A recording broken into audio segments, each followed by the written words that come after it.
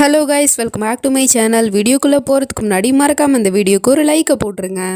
Last பார்ட்டில் நம்ம ரிஹானும் சனமும் ஒன்றா ஒரே ரூமில் இவ்வளோ நெருக்கமாக இருக்கிறத பார்த்துட்டு இவனும் கோப்பிட்டுட்டு இருப்பான். அதுக்கப்புறம் ரிஹானும் அந்த ரூமை விட்டு போனதுக்கப்புறம் பின்னாடியே இவனும் போயிட்டு அப்படியே சோகமாக அவன் பக்கத்தில் போய் நின்றுட்டு இருக்கான். கோவமாகவும் நின்றுட்டு இருக்கான். ஸோ அதை பார்த்துட்டு என்னாச்சுன்னா, ஏன் ஒரு மாதிரியாக இருக்கீங்க, ஏதாவது பிரச்சனையான்னு கேட்டால் பிரச்சனையே நீ தானடா அப்படின்னு கத்தி விட்டுறான். என்னாச்சுன்னா, நான் என்ன பண்ணேன்னு கேட்டால், இங்கே பாரு ரிஹான், ஒன்று எனக்கு சின்ன வயசுலேருந்து தெரிஞ்சிருந்தாலும் என்னதான் இருந்தாலும் நீ இந்த வீட்டில் வேலை பார்க்குற ஒரு எம்ப்ளாயி தான். ஸோ அதனால உன்னோட லிமிட்டில் தான் நீ இருந்தாகணும். நீ பாட்டுக்கு கேட்காம கொள்ளாமல் உன்னோட பாஸோட ரூமுக்குள்ள வர்றதெல்லாம் தப்பு, அதுவும் பாஸோட மனைவி கூட நெருக்கமா இருக்கிறது ரொம்ப தப்பு அப்படிங்கிற மாதிரிலாம் பேசிட்டு இருக்கான். நீங்க எதுக்கு நான் இப்படிலாம் பேசிட்டு இருக்கீங்க, என்ன ஆச்சு உங்களுக்குன்னு கேட்டா, இங்க பாரு நான் தான் சொல்லிட்டேன்ல, நீ ஒரு எம்ப்ளாயி, ஸோ அதனால ஒரு எம்ப்ளாயா உன்னோட லிமிட்ல இரு அப்படிங்கிற மாதிரி கத்தி விட்டுறான்.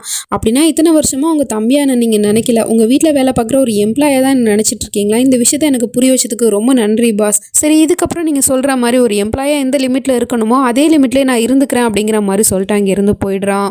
இந்த பக்கம் ஹயா என்ன பண்றா அப்படின்னு சொல்லிட்டு அந்த ஆண்டி வந்து நோட்டம் விட்டுட்டு இருக்கு. அவளுக்கு இப்போ கல்யாணம் ஆயிடுச்சு இல்லையா? ஸோ அதனால புருஷன் ரூம்ல இருக்காம இவ எதுக்காக வேற ரூம்ல படுத்திருக்கா அப்படின்னா, இவங்க ரெண்டு பேருக்குள்ள நடுவில் ஏதோ ஒரு பிரச்சனை இருக்கு அப்படின்னு சொல்லிட்டு அந்த ரூம் டோர் ஓப்பன் பண்ணிட்டு உள்ள போய் பார்க்க போது அதுக்குள்ள அங்க அந்த தம்பிக்காரன் வந்து ஹயாவை பெட்ல தள்ளி விட்டுட்டு அவ மேல படுத்துட்டு இருக்கான். ஸோ இதை பார்க்குற இவளுக்கோ ஒண்ணுமே புரியல. அதுக்கப்புறமா தான் இவன் சைகை காட்டிட்டு இருக்கான். அந்த பக்கமா ஆண்டி நிக்கிறாங்க. அதுக்காக தான் நான் இப்படி நடந்துக்கிறேன் அப்படின்னு சொல்லிட்டு. ஸோ அதனால அந்த ஆண்டியும் அந்த இடத்த விட்டு போற வரைக்கும் இவங்க ரெண்டு பேரும் ஒருத்தர் பார்த்த மணிக்கே இருக்கிறாங்க. அதுக்கப்புறம் அந்த ஆண்டியும் அங்க இருந்து போயிடுது. அப்புறமா இவனும் ஹயா கிட்ட சாரி கேட்குறான். சாரி ஹயா, நான் உங்ககிட்ட இந்த மாதிரி நடந்துக்கிட்டது தப்பு தான். ஆனால் வந்து ஆண்டி வந்து சந்தேகப்பட்டுட்டு இருக்காங்க, நம்ம ரெண்டு பேருக்கு நடுவில் ஏதோ ஒரு பிரச்சனை இருக்குது அப்படின்னு. அதனால தான் நம்ம ரெண்டு பேரும் தனித்தனி ரூமில் இருக்கோன்னு வேற அவங்க சந்தேகப்பட்டுட்டு இருக்காங்க. அதுக்காக தான் நான் இப்படிலாம் பண்ணேன். அது மட்டும் இல்லாமல் ஆண்டி இந்த வீட்டை விட்டு போகிற வரைக்கும் நம்ம ரெண்டு பேரும் ஒரே ரூமில் தான் தங்கி ஆகணும், வேற வழி இல்லை, ப்ளீஸ் ஹயா இதுக்கு ஒத்துக்கோ அப்படின்னு சொன்னதும் அவளும் சரிங்கிற மாதிரி தலையாட்டிடுறா. இந்த பக்கம் நீலாம்பரியோ கால் பண்ணி வக்கீல்கிட்ட பேசிகிட்டு இருக்கா, நாளைக்கு பேப்பர்ஸ் எடுத்துகிட்டு வாங்க அப்படின்னு. அப்போ தான் அந்த ரசியாவுமே டீ கொண்டுட்டு வந்துட்டு இருக்கா. ஸோ அதை வந்து இவன் இந்த பக்கம் வச்சா, நான் இங்கே உட்காந்துருக்கேன், இங்கே கொண்டு வந்து வை அப்படிங்கிற மாதிரி சொல்லிட்டு இருக்கா. அவளும் டேபிளில் டீயை கொண்டு வந்து வச்சா, இவன் அந்த டேபிள் மேலே கால் போட்டு உட்காந்துக்கிட்டு, என்ன ரசியா பார்க்குறேன், நாளைக்கு என்னோட மொத்த சொத்தும் எனக்கு கிடச்சிரும் இல்லையா? ஸோ அதுக்கப்புறம் நான் இப்படிலாம் தானே உங்ககிட்ட நடந்துக்கணும், நான் இந்த வீட்டோட மகாராணி ஆக போகிறேன், அது மட்டும் இல்லாமல் இந்த போபாலோட உண்மையான மாபேகமாக ஆக போகிறேன் அப்படிங்கிற மாதிரிலாம் சீனை போட்டு பேசிகிட்டு இருக்கா. அதுக்கு இவ்வளோ, நீ பகல் கனவு காண்றதெல்லாம் சரிதான், ஆனால் உண்மையிலே இதெல்லாம் நடக்கும்னு நினைக்கிறியா அப்படின்னு கேட்டுட்டு இருக்கா. ஏன் நடக்காது, ஆகில் தான் சொத்தை எனக்கு கொடுக்கறதுக்கு ஒத்துக்கிட்டானே, அப்புறம் சனம் அவளும் தான் கையெழுத்து போட்டு தானே ஆகணும் அப்படின்னு சொன்னா. அங்கே தான் பிரச்சனையே இருக்குது. நீ என்ன சொல்லி அவங்க ரெண்டு பேருக்கும் கல்யாணம் பண்ணி வச்ச, 3 மாதத்துக்கு அப்புறம் அவங்க ரெண்டு பேரும் டைவர்ஸ் வாங்கிட்டு பிரிஞ்சு போகலான்னு தானே சொன்னேன். ஆனால் அவங்க ரெண்டு பேரும் பிரிய நினைக்காம ஒன்று சேர நினைச்சாங்கன்னா என்ன பண்ணுவேன், அதாவது அவங்க ரெண்டு பேரும் காதலிக்க ஆரம்பிச்சிட்டாங்கன்னா என்ன பண்ணுவேன் அப்படின்னு கேட்டுட்டு இருக்கா. காதல்னு ஒன்று ஆகிலுக்கு இருக்கா என்ன? அப்படிலாம் ஒன்று இருக்க வாய்ப்பே இல்லை. ஏன்னா அவனே கண்ட பொண்ணுங்க கூட சுற்றிக்கிட்டு இருப்பான். அது மட்டும் இல்லாமல் இந்த சனம் அவள் ஒரு வேலைக்காரி, சமயக்காரி, அவளையா போய் அவன் காதலிப்பான்? அதெல்லாம் நடக்க சான்ஸே இல்லை. நாளைக்கு மட்டும் என் கைக்கு மொத்த சொத்து வந்துருச்சுன்னா போதும், அதுக்கப்புறம் இந்த ஆகிலையும் சனமையும் என்ன பண்ணணும்னு எனக்கு தெரியும் அப்படிங்கிற மாதிரிலாம் சொல்லிட்டு இருக்கா. எங்கே ஹயாவும் ஒரே ரூமில் படுக்கணும்னு இப்போ ஆயிடுச்சு இல்லையா? ஸோ அதனால் ஆளுக்கு ஒரு பக்கமாக படுத்துட்டு இருக்காங்க. அப்போ திடீர்னு தம்பிக்காரனும் நம்ம ஹயா கிட்ட க்ளோஸாக நெருக்கமாக அவகிட்ட தப்பாக நடந்துக்க பார்த்துட்ருக்கான். அவளும் எவ்வளவோ சமாளித்து பார்த்துட்ருக்கா. அவள் கண்ணிலேருந்து கண்ணீர் வரைக்குமே வருது. ஆனால் இவன் இந்த மாதிரி அத்துமீறி நடந்துக்கிறத இவளால் பொறுத்துக்கவே முடியல. என்னதான் இருந்தாலும் இவ ராகத்தை தானே காதலிச்சா. இப்போ தம்பிக்காரன் வந்து இந்த மாதிரிலாம் பண்ணிட்டு இருக்கிறத பார்த்துட்டு டக்குன்னு அவனை பிடிச்சி தள்ளி விட்டுறா. அவனும் உடனே என்னாச்சு ஹயா, ஏதாவது பிரச்சனையா? அது மட்டும் இல்லாமல் இப்போ நம்ம ரெண்டு பேருக்கு நடுவில் அப்படி என்ன தப்பாக நடந்துருச்சு, கல்யாணத்துக்கு அப்புறம் நடக்க வேண்டியதானே அப்படிங்கிற மாதிரி பேசிட்டு இருக்கான். அப்படின்னா கல்யாணம் ஆயிடுச்சுன்னா நீ என்ன வேணாலும் பண்ணலான்னு அர்த்தமா, இந்த எடுத்துக்கோ அப்படின்னு சொல்லிட்டு தாவணியை கழட்டி அவனோட மூஞ்சில தூக்கி விட்டு எரிஞ்சிட்டு இருக்கா. அவனுக்கோ டக்குன்னு கோவம் வந்துடுது. தாவணியை திரும்ப அவன் மேலே போட்டு விட்டுட்டு, என்ன பேசிட்டு இருக்கா ஹயா, நான் அப்படி என்ன தப்பு பண்ணிட்டேன், இதெல்லாம் ஹஸ்பண்ட் அண்ட் ஒய்ஃப்குள்ளே நடக்க வேண்டிய விஷயம் தானே. அது மட்டும் இல்லாமல் நீ கல்யாணத்துக்கு அப்புறம் ரொம்பவே மாறிட்ட, என்ன ரொம்ப அவாய்ட் பண்ணிட்டு இருக்கா. அப்படி நான் என்னதான் தப்பு பண்ணேன், இல்லை உனக்கு ஏதாவது ஒரு பிரச்சனையா, அது எதுவாக இருந்தாலும் என்கிட்ட சொன்னா தானே எனக்கு புரியும், ப்ளீஸ் ஹயா என்கிட்ட சொல்லு அப்படின்னு கேட்டுட்டு இருக்கான். ஆனால் அதுக்கு அவ எந்த பதிலுமே சொல்லலை. ஸோ அதனால அவனுமே கோவமா அந்த ரூமை விட்டே போயிடுறான். இது எல்லாத்தையுமே தூரத்துல இருந்து அந்த ஆண்டியும் பார்த்துருக்கு, ரூம்ல நடந்த எல்லாத்தையுமே கேட்டிருக்கும் போல. ஸோ அது எல்லாத்தையும் யோசிச்சு பார்த்துட்டு, யா அல்லா, அப்போ இவங்க ரெண்டு பேரும் உண்மையிலே புருஷ முன்னாடி மாதிரி வாழலையா? இவளுக்கு வாயும் பேச முடியாது, காதும் கேட்காது, இருந்தாலும் இவளுக்கு எவ்வளோ திமுரு, என்னோட ஃபைஸையே இவ கஷ்டப்படுத்துறாளா, இதுக்கப்புறம்லாம் இவ ஃபைஸுக்கு செட் ஆக மாட்டா, இவளை வீட்டை விட்டு துரத்துறது தான் என்னோட அடுத்த கட்ட வேலையே அப்படிங்கிற மாதிரி வில்லத்தனமாக யோசிச்சுட்டு இருக்கு இந்த ஆண்டியும். நீலாம்பரியோட ரூமுக்கு ஆகிலும் வரான். என்னாச்சுப்பா, எதுக்கு இந்த நேரத்தில் இங்கே வந்திருக்கேன்னு கேட்டா, அம்மா ஒரு முக்கியமான விஷயமா உங்ககிட்ட பேசணும் அதான் வந்தேன்னு சொல்கிறான். என்ன விஷயப்பா சொல்லுன்னு கேட்டால், இதை மாதிரி ஒரு ப்ராஜெக்ட் விஷயமா நான் வந்து ரிஹானை வந்து கோஹினூருக்கு அனுப்பலான்னு இருக்கேன். அவன் தான் போய் ஆகணும், ஏன்னா என்னால் இந்த நிலமையில போக முடியாது.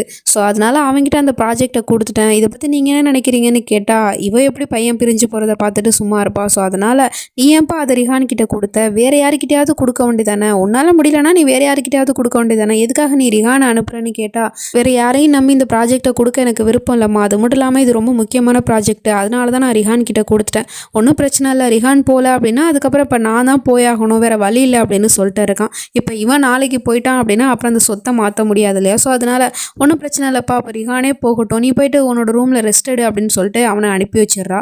அவன் போன அடுத்த செகண்டே அம்மா கிட்ட சொல்லிட்டு கிளம்புறதுக்காக ரிஹானுமே பேக்கெல்லாம் தூக்கிட்டு வந்து நின்றுட்டுருக்கான். நீ போறியாப்பா, ப்ராஜெக்ட் விஷயமா நீ வந்து எங்கேயோ வெளியூர் போகிறதாக ஆகில் சொல்லிட்டு இருந்தான், அது உண்மையா, அப்போ நீ கிளம்பிட்டியான்னு கேட்டா, ஆமாம்மா நான் இந்த வீட்டில் ஒரு எம்ப்ளாயி தானே, ஸோ அதனால் அவங்க என்ன சொல்கிறாங்களோ அதை தான் நான் செஞ்சாகணும், அதனால தான் அண்ணன் சொன்னாருன்னு நான் கிளம்பிட்டேன், நான் போயிட்டு வரேன். அது மட்டும் இல்லாமல் இதுக்கப்புறம் இந்த வீட்டில் இருக்கவும் எனக்கு சுத்தமாக பிடிக்கவே இல்லை, நான் எதுக்காக மற்றவங்களுக்கு தொல்லையாக இருக்கணும், அதனால் நான் இங்கேருந்து போகிறோமான்னு சொல்லிட்டு கிளம்புனா, என்னப்பா பேசிகிட்டு இருக்கேன், நாளைக்கு மொத்த சொத்தும் நமக்கு வந்து சேர்ந்துரும், அதுக்கப்புறம் இந்த மொத்த சொத்துக்கும் சொந்தக்காரன் நீ தானே, இது எல்லாமே நான் உனக்காக தானப்பா பண்ணுறேன்னு கேட்டா, அம்மா நீங்கள் எனக்காக நிறையவே பண்ணிட்டீங்க, போதும், இதுக்கப்புறம் நீங்கள் எனக்கு எதுவும் பண்ண வேணாம், அப்புறம் எனக்கு அந்த சொத்து மேலே எந்த இன்ட்ரெஸ்ட்டும் இல்லை, நான் தான் சொல்லிட்டேனம்மா, ப்ளீஸ் என்னை விட்டுருங்க, நான் இந்த வீட்டை விட்டு ஒரேடியாக தான் போகிறேன், இந்த ப்ராஜெக்ட் முடிஞ்சதுக்கப்புறம் நான் அங்கேயே தான் நான் செட்டில் ஆக போகிறேன், இதுக்கப்புறம் நான் இந்த வீட்டுக்கே வரமாட்டேன் அப்படிங்கிற மாதிரி சொல்லிட்டு அவன் பாட்டிக்கு அங்கேருந்து போயிடுறான். ஸோ இவளுக்கோ சமக்கம் வருது, என்னோட பெத்த பையனே என்னை விட்டு இப்படி பிரிஞ்சு போகிறானே, இது எல்லாத்துக்கும் காரணம் அந்த ஆகில் தான். அகில் நான் உன்னை சும்மாவே விட மாட்டேன், நாளைக்கு மட்டும் என் கைக்கு மொத்த சொத்து வந்து சேரட்டும், அதுக்கப்புறம் உன்னை வீட்டை விட்டு துரத்துறது தான் என்னோட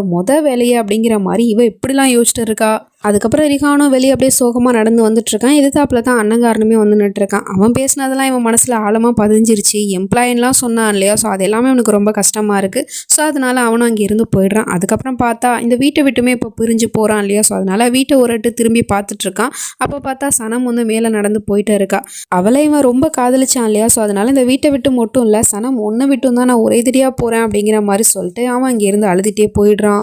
இப்போ மார்னிங் ஆகிடுச்சு, காலங்கத்திலே நம்ம ஆகில் நல்லா தூங்கிட்டு இருக்கான். அவனை போயிட்டு எழுப்பிட்டு இருக்கா. இங்கே பாரு சனம், காலங்கத்திலே வந்து தொல்லை பண்ணாத, நான் தூங்க போகிறேன்னு சொன்னான். இங்கே பாருங்க, நீங்கள் டேப்லெட் போட்டாகணும்ல, ஸோ அதனால் சாப்பிடணும், சீக்கிரமாக எழுந்துருங்க அப்படின்னு சொல்லிட்டு எழுப்பி விட்டுட்டு இருக்கா. அதுக்கப்புறம் அவனும் சரின்னு சொல்லிட்டு குளிக்கிறதுக்காக பாத்ரூம் போனால், எங்கே போகிறீங்க, காயம் ஆடுற வரைக்கும் உங்கள் மேலே தண்ணி படக்கூடாதுன்னு டாக்டர் சொல்லியிருக்காரு அப்படின்னு சொல்கிறா. அப்போ நான் எப்படி குளிக்காமல் இருக்கிறதான்னு கேட்டால், அதெல்லாம் வேணா, நீங்கள் அமைதியாக இங்கேயே உட்காருங்க அப்படின்னு சொல்லிட்டு அவனோட உடம்பு ஃபுல்லாகவே தண்ணியை தொட்டு துணியால் தொடச்சிக்கிட்டே இருக்கா. ஸோ அப்படி தொடச்சிட்டு இருக்கும் போது ஹீரோவும் அவளை அப்படியே சைட் அடிச்சிட்டு இருக்கான். அதுக்கப்புறம் தொடச்சி முடிச்சுட்டு அங்கேருந்து கிளம்ப போகலான்னு போகும்போது கால் ஸ்லிப் ஆகி அவன் மேலே போயிட்டு விழுந்துடுறா. ரெண்டு பேரும் ஒருத்தர் ஐ கான்டாக்டில் பார்த்துட்டு இருக்காங்க. அப்போ தான் அந்த லத்தீஃபும் நீலாம்பரியும் அந்த ரூமுக்குள்ளே என்ட்ரி ஆகிட்டு இருக்காங்க. லத்தீஃப் உடனே பார்த்துட்டு டக்குன்னு இந்த பக்கம் திரும்பிக்கிட்டு, நீங்கள் ரெண்டு பேரும் புருஷ மண்டாட்டி தான், நான் இல்லைன்னு சொல்லலை, அதுக்குன்னு கதவை சாத்திட்டு இதெல்லாம் பண்ணலாம்ல, எனக்கு ரொம்ப வெக்கமாக இருக்குப்பா, நான் இங்கேருந்து போகிறேன் அப்படின்னு சொல்லிட்டு அவன் இங்கேருந்து போயிட்டு இருக்கா. ஸோ இது நீலாம்பரியும் கேட்டுவிட்டு, என்னப்பா அவள் சொல்கிற மாதிரி உண்மையிலே நீங்கள் ரெண்டு பேரும் பிஸியாக தான் இருக்கீங்களா, நான் அப்புறமா வரவான்னு கேட்டால், அதெல்லாம் ஒரு பிரச்சனையும் இல்லைம்மா, அவள் கீழே விழுந்துட்டா, என் மேலே வேற ஒன்றும் இல்லை. சரி என்னம்மா விஷயம்னு கேட்குறான். அது வந்துப்பா பேப்பர்ஸ்லாம் ரெடி ஆகிடுச்சு, நீ சீக்கிரமாக ரெடி ஆகிட்டு ஹாலுக்கு வந்துரு அப்படின்னு சொல்லிட்டு கூப்பிட்டுட்டு போயிட்டுருக்கா. இந்த பக்கம் நம்ம சனமோட தங்கச்சியும் ஒரு ஆசிரமத்துக்கு வந்து நிறைய பலூன்ஸ்லாம் வாங்கி கொடுத்து அந்த பசங்க கூட விளாண்டுட்டு இருக்கா. அப்போ தான் அந்த பக்கமாக ரிஹானுமே வந்துட்டுருக்கான் அந்த ஆசிரமத்துக்கு. அவன் நேராக அந்த ஆசிரமத்தில் இருக்கிறவங்க கிட்ட லட்சக்கணக்கில் பணத்தை கொடுத்து ஏதோ ஒரு ஃபங்க்ஷன் வருது போல், ஸோ அதுக்காக இந்த பணத்தெல்லாம் பசங்களுக்கு செலவு பண்ணிவிடுங்க அப்படின்னு கொடுத்துட்ருக்கான். ஆனால் அந்த ஃபங்க்ஷனுக்கு இன்னும் நாள் இருக்கேப்பா, எதுக்காக இவ்வளோ சீக்கிரமாக வந்து பணம் கொடுக்குறேன்னு கேட்டால், நான் ஒரு பிஸ்னஸ் டீல் விஷயமா வெளியூருக்கு போகிறேன், திரும்ப எப்போ வருவேன்னு தெரியாது, ஸோ அதனால தான் இந்த பணத்தை கொடுத்துட்டு போகலான்னு வந்தேன் அப்படின்னு சொல்லிட்டு அந்த பணத்தை கொடுத்துட்டு அங்கேருந்து போயிட்டு இருக்கான். ஸோ இதெல்லாம் தூரத்துலேருந்து தங்கச்சிக்காரையும் பார்த்துட்டு, என்ன இவன் லட்சக்கணக்கில் பணம் கொடுத்துட்ருக்கான், பெரிய கார் வச்சுருக்கான், பார்க்குறதுக்கும் பெரிய விட்டு பையன் மாதிரி இருக்கான், அப்போ இவங்கிட்ட நிறைய பணம் இருக்கும் போலையே, ஸோ இவனை பிடிச்சா போதும், நம்ம லைஃப்பில் நம்ம செட்டில் ஆகிடலாம் அப்படிங்கிற மாதிரிலாம் கனவு கண்டுட்டு இருக்கா. இந்த பக்கம் நீலாம்பரியோ பேப்பர்ஸ்லாம் ரெடி பண்ணி வச்சுக்கிட்டு சனம் கிட்ட கையெழுத்து போட சொல்லிட்டு இருக்கா. அவ்வளோ கையெழுத்து போடுறதுக்கு முன்னாடி 100 தடவை இல்லை 1000 தடவைக்கு மேலே யோசிச்சுட்டு இருக்கா. ஏன்னா இந்த சொத்து விஷயத்தினால தான் மாபேகம் வந்து ஆகிலுக்கு இவளை கல்யாணம் பண்ணி வச்சிருப்பா. இப்போ இந்த சொத்து பேப்பரில் மட்டும் கையெழுத்து போட்டு கொடுத்துட்டா அப்படின்னா சொத்து வந்து டிரான்ஸ்ஃபர் ஆகிடும், அதுக்கப்புறம் நம்மளும் ஆகிலை விட்டு பிரிஞ்சிருவோமோ அப்படின்னு சொல்லிட்டு வருத்தப்பட்டுட்டு அதில் கையெழுத்து போடுறதுக்கு யோசிச்சுட்டு இருக்கா. ஆனால் அந்த நீலாம்பரியோ என்னமா யோசிச்சுட்டு இருக்கா, சீக்கிரமாக அதில் கையெழுத்து போடுமா அப்படின்னு சொன்னதும் இவளும் வேறு வழி இல்லாமல் அதில் சைனை போட்டு கொடுத்துட்ருக்கா. ஸோ இதை ஆகிலும் பார்த்துட்டு தான் இருக்கான். அதுக்கப்புறம் ஆகிலையும் வந்து கையெழுத்து போட சொல்லிட்டு இருக்கா. அவனடானா கையெழுத்து போடுறதுக்கு அவனுக்குமே சுத்தமாக விருப்பம் இல்லை. ஏன்னா கையெழுத்து போட்டால் இதே விஷயம் தான் அவனுமே நினச்சி பார்த்துட்ருக்கான், நம்ம சனமை விட்டு பிரிஞ்சிருவோமோ அப்படின்னு சொல்லிட்டு. இருந்தாலும் இந்த நீலாம்பரி என்னாச்சுப்பா கையெழுத்து போட்டியான்னு சொல்லிட்டு ரொம்ப டார்ச்சர் பண்ணி கேட்டுகிட்டே இருக்கா. அதனால் அவனும் இதோ போடுறமா அப்படின்னு சொல்லிட்டு கையெழுத்து போட போயிட்டே இருக்கான். அவன் கையில் தான் வலது கையில் அடிபட்டிருக்கு இல்லையா, ஸோ அதனால் பேனாவை பிடிச்சிக்கிட்டு அவனால் கையெழுத்து போட முடியல. ட்ரை பண்ணிட்டு இருக்கான், பட் இருந்தாலும் அவனுக்கு வலிக்குது. அவனுக்கு வலிக்கிறத இவளால் தாங்கிக்க முடியல, இவளுக்கே ஒரு மாதிரியாக தான் இருக்குது. இருந்தாலும் இவன் நின்றுக்கிட்டு என்னாச்சுப்பா கையெழுத்து போட்டியா இல்லையா அப்படின்னு கேட்டுட்டு இருக்கா. இதோ ட்ரை பண்ணிட்டு இருக்கம்மா, கை வலிக்குது அப்படின்னு சொல்கிறான். அதெல்லாம் ஒரு பிரச்சனையும் இல்லைப்பா, அம்மா நான் உனக்கு ஹெல்ப் பண்ணுறவா அப்படின்னு சொல்லிட்டு அவனோட கையை பிடிச்சிக்கிட்டு இவ அழுத்திக்கிட்டே அப்படியே சைன் போட வச்சிட்டு இருக்கா. அவனுக்கு ரொம்ப கை வலிக்குது. இந்த வலியை சனமால தாங்கிக்க முடியல. டக்குன்னு மாபேகமோட கையை உதறி விட்டுட்டு நீங்கள் என்ன பண்ணிட்டு இருக்கீங்க, அவருக்கு தான் கை வலிக்குதுன்னு சொல்கிறாருல, அப்புறமும் நீங்கள் எதுக்காக அவரை ஃபோர்ஸ் பண்ணிக்கிட்டு இருக்கீங்க அப்படின்னு சொல்லிட்டு இருக்கா. இந்த நீலாம்பரிக்கும் சமக்கம் வந்துடுது.